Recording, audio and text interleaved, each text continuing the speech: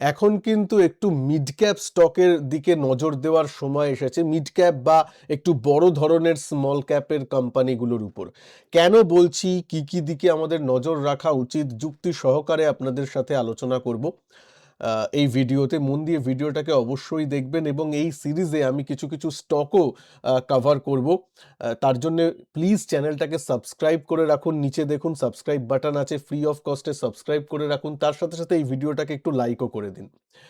দেখুন, নিফটি এই US trade deal হওয়ার পর থেকে একটা ভালো জোয়ার এসেছে এবং তারপর মোটামুটি 26,000-এর দোরগোড়ায়। আজকে তো একটা সময় মনে হচ্ছিল যে 26,000 চলে যাবে, কিন্তু যাই হোক, বন্ধ দিয়েছে 25,935-এ।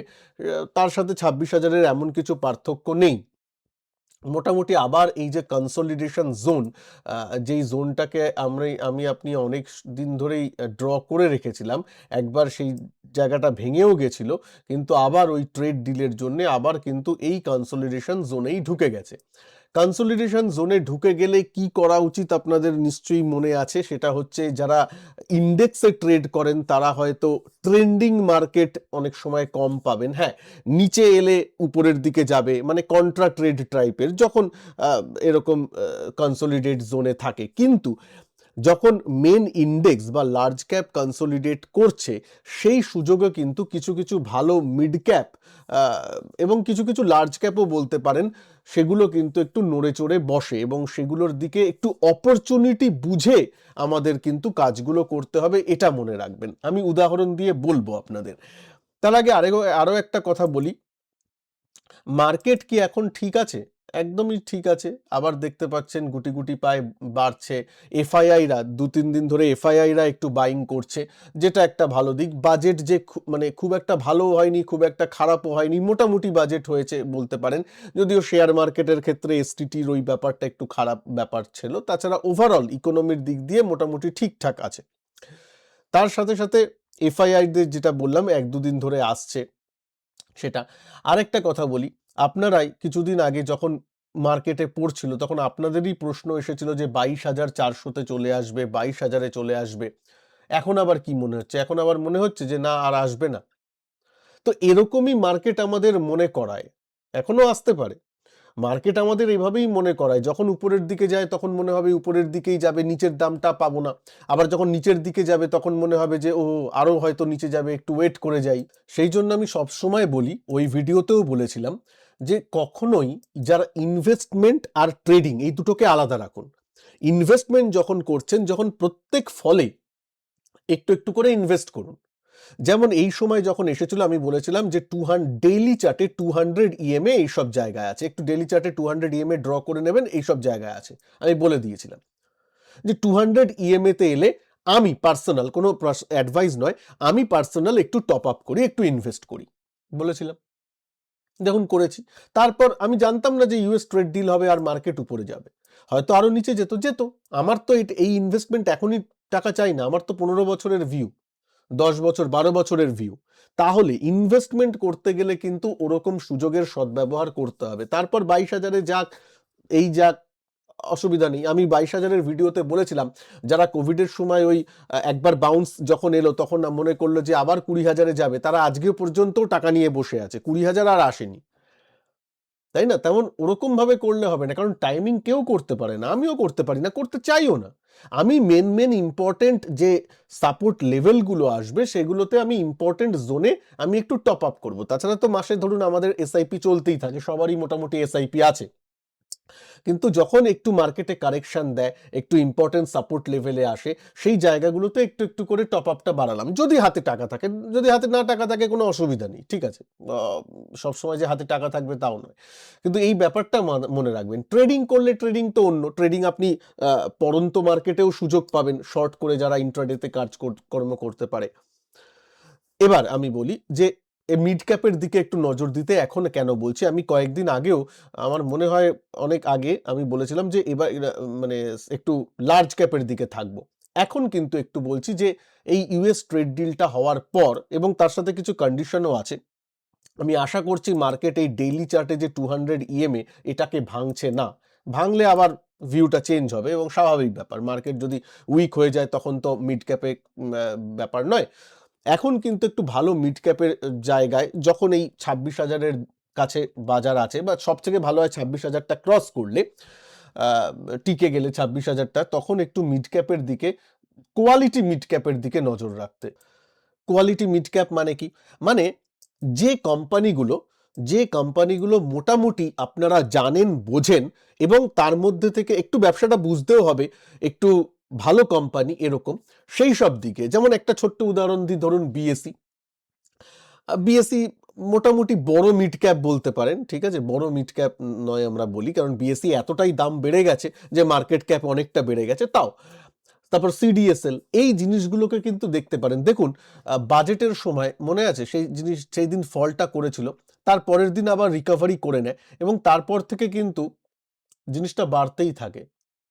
তার মানে কি, এই কোম্পানিগুলো যখন কনসলিডেটও করেছে, যেহেতু দেখুন এতদিন কনসলিডেট করেছে, এবং স্বাভাবিক ব্যাপার কনসলিডেট করবে, কারণ আপনি জুম আউট করলেই দেখতে পারবেন এখান থেকে 5-6 গুণ হয়েছে।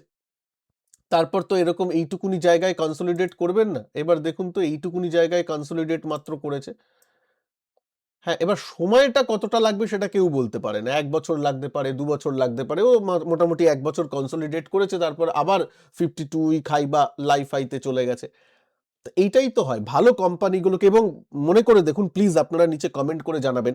আমার আমার এইখানে, আমার এই চ্যানেলে আমি বারবার সিডিএসএল, বিএসসি, যেগুলো মার্কেট ইনফ্রাস্ট্রাকচার জাতীয় স্টক, তার মধ্যে যেগুলো মনোপলিস্টিক, মনোপলি বা ডিওপলি যাই বলেন, সেই ধরনের ব্যবসা, অ্যাসেট লাইট ব্যবসা, প্রফিটেবল কোম্পানি, তাদের বারবার আমি কভার করি, তাদের বারবার নিয়ে আমি বলেছি যে নিজের পড়াশোনার জন্য একটু মনে করে থাকলে প্লিজ বিএসসি অ্যান্ড সিডিএসএল এই দুটো ওয়ার্ড একটু নিচে লিখে দেবেন, বা আপনাদের মন্তব্যটা কি এটা নিয়ে লিখবেন। আমি বারবার কিন্তু মনে করিয়ে এসেছি, যেগুলোতে হয়তো সময় লাগতে পারে, কারণ এতটা বেড়েছে, হয়তো কনসলিডেট করবে, তারপর কোনো একদিন বাড়বে, হবে কিন্তু হবে। মানে ভালো কোম্পানি এগুলো নয় যে একদম বিজনেস শেষ হয়ে গেছে। আহ, এই দিকে একটু নজর রাখবেন। আর আমি আবার আরেকটা ভিডিওতেও বলেছিলাম, সেই ভিডিওটা নিয়ে অনেক কন্ট্রোভার্সি হয়েছিল। 2024-এর যে হাইটা করেছিল যে কোনো স্টক, আমি বলেছিলাম মোটামুটি অন অ্যান অ্যাভারেজ 3 বছর লাগতে পারে পুরনো দাম ফিরে আসতে। এবং ওই ভিডিওতে বলেছিলাম, যদি 3 বছর অ্যাভারেজ, বলেছিলাম যে ভালো স্টক হলে 1 বছরেই হয়ে যাবে, ভালো কোম্পানি হলে। আর যদি খারাপ কোম্পানি হয় তার হয়তো 2 বছর লাগলো, আর একটু কোনো কোম্পানির 4 বছর লাগলো, এরকম on an average 2 to 3 years. দেখুন বিএসসি ভালো কোম্পানি, তাই 1 বছরের মধ্যে আবার 52 উইক হাই হয়ে গেছে। আবার দেখুন অন্য কোম্পানিগুলো যেমন হ্যাল, এখনো 52 উইক, তার আগের 2024-এর হাইকে ক্রস করতে পারেনি। অনেক সরকারি কোম্পানি আছে যেগুলো পারেনি এখনো, তার মধ্যে থেকে আবার যেগুলো ভালো কোম্পানি নিশ্চয়ই পারবে। তো এই জন্য আমি বলছি, ব্যাপার পার্থক্য আছে কোয়ালিটি অফ স্টকের মধ্যে, সেই দিকে একটু নজর দেবে। ঠিক আছে? তো হ্যাঁ, কিছু কিছু মার্কেট ইনফ্রাস্ট্রাকচার স্টক এখনো ভালো চলছে না। আরেকটা আমি বলি যে কেইনস টেকনোলজি একদমই নিতে বলছি না বা কিছু এরকম মনে করবেন না। কারণ আমি যখনই কিছু বলি যে পড়াশোনার জন্য আপনাদের কোনো অ্যানালিসিসের দিন, আমি সবসময় স্টপ লস বলি। মনে করবেন পিএফসি তেও আমি বলেছিলাম, পাওয়ার সেক্টর নিয়ে গত ভিডিওতে বলেছিলাম, সেখানে সিজি পাওয়ার নিয়ে বলা ছিল। সিজি পাওয়ার তারপরে দুদিন বাড়লো, আজকে একটু কমেছে, ঠিক আছে, দুদিন বাড়ার পর একটু প্রফিট বুক হতেই পারে। তার মধ্যে এখানে একটা গ্যাপে এত বড় বেড়েছে, কিন্তু এইগুলো খারাপ কোম্পানি নয়। এবার দেখুন সিজি পাওয়ারকে জুম আউট করে দেখবেন, প্রায় 25 গুণ হয়েছে। 27 টাকার স্টক 800 টাকায় গেছে, 700 টাকায় গেছে। 27 টাকার স্টক, একটু জুম আউট করে দেখবেন, ঠিক আছে? তো তারপর দেখতে দেখতে পাচ্ছেন কি হয়েছে। তারপর এই কতদিন কনসলিডেট করবে কেউ জানে না। তাই জন্য এগুলোকে একটু ট্রেডিং, যাদের পারপাস স্টপ লস রেখে কাজ করছেন তাদের জন্য ঠিক আছে। ঠিক আছে, পাওয়ার সেক্টরটা খারাপ করেনি। এনটিপিসি তার মধ্যে আমি আপনাদের চিনিয়েছিলাম যে পড়াশোনার জন্য এনটিপিসিটা খুব একটা খারাপ পারফরমেন্স করেনি, ঠিক আছে।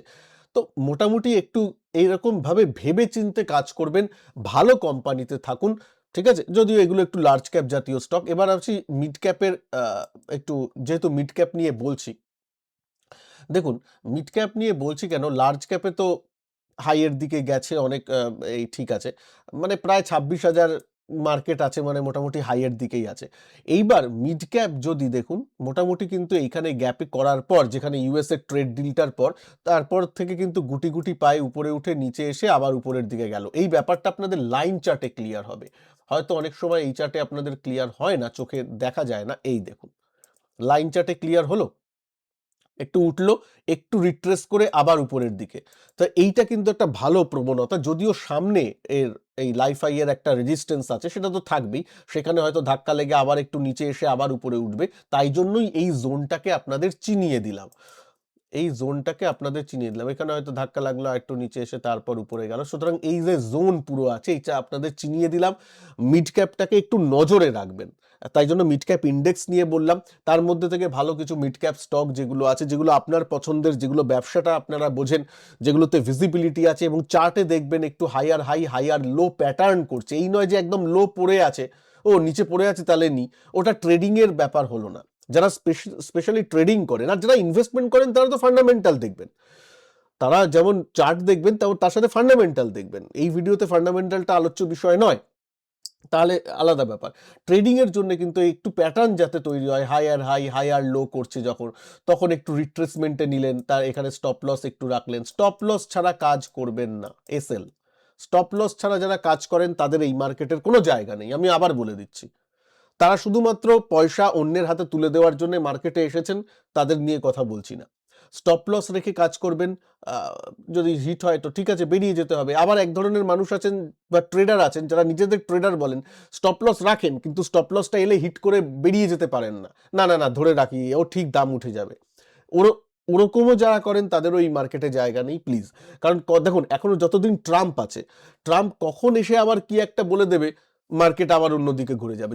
2029 পর্যন্ত যতদিন ট্রাম্প আছে, ততদিন প্লিজ প্লিজ ধরে নেবেন না যে সবকিছু রোজি হয়ে গেছে, সবকিছু ঠিক হয়ে গেছে। ও যে কখন কি এসে বলে, ওই একদিনের দুদিনের যে ধাক্কাটা, ওভারঅল হয়তো ঠিকই থাকবে, কারণ ব্যবসায়িক মানুষ মার্কেটকে পড়তে হয়তো দেবে না, কিন্তু ওই যে এক দুদিনের ধাক্কা, যেমন দেখুন গোল্ড সিলভারকে, একদিনের ধাক্কাটা তো দেখছেন, সিলভার 30% পড়েছিল, গোল্ড 10% পড়েছিল।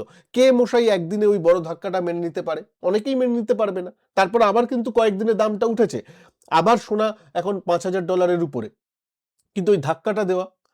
তো এই ধাক্কার জন্যই তো ট্রাম্প যতদিন আছে, এই ধাক্কার জন্য প্রস্তুত থাকুন অ্যাজ আ ট্রেডার।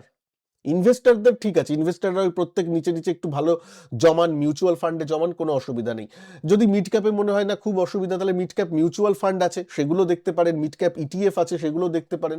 কিন্তু একটু মিড ক্যাপের দিকে নজর রাখুন। আমি আগামী ভিডিওগুলোতে আরও ডিটেলস মিড ক্যাপ নিয়ে আসবো। কোনো স্টক নিয়ে জানতে চাইলে প্লিজ নিচের ভিডিওতে আপনাদের মতামত লিখবেন। ভালো থাকবেন সবাই, ভিডিওটাকে একটু লাইক করে দিন। জয় হিন্দ, বন্দে মাতরম।